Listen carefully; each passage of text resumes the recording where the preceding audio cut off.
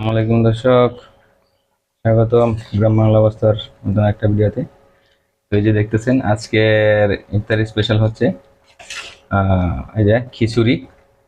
এই খিচুড়ি মানে সবজি খিচুড়ি আর কি। এগুলো কি কি সবজি দেওয়া যায় আমাদের?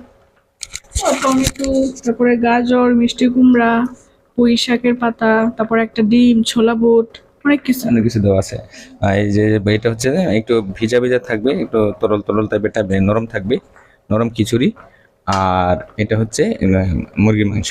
এই যে ছোট মুরগি আছে, দেশি মুরগি আনছিলাম আজকে। তো মঙ্গলবার আজকে আমাদের এখানে বাজারে আবার মুরগি আনছি, একটা দুটো মুরগি আনছি, একটা রান্না করা হয়েছে। আর এটা হচ্ছে এই যে খিচুড়িটা আর কি। আর এই খিচুড়ির টাইপটা থাকবে হচ্ছে একটু নরম টাইপের, যাতে করে সারাদিন পেট খালি থাকার পরে যাতে শক্ত কিছু খাবার না খাওয়া হয় আর কি। এই জন্যে বিভিন্ন ধরনের সবজি দিয়ে এমনিতে খাইতে মানে অন্য অন্য খাবার খাইতে খাইতে অলরেডি স্টোমাক একটু দুর্বল হয়ে পড়ছে, শরীর দুর্বল হয়ে পড়ছে। তো ভাবলাম যে একটু তরল টাইপের খাবার খাই, একটু সবজি জাতীয় খাবার খাই, যাতে একটু শক্তি পাই আর কি। তো আজকে আপনাদের ইফতারে কি কি আছে অবশ্যই আমাকে কমেন্টে জানাবেন।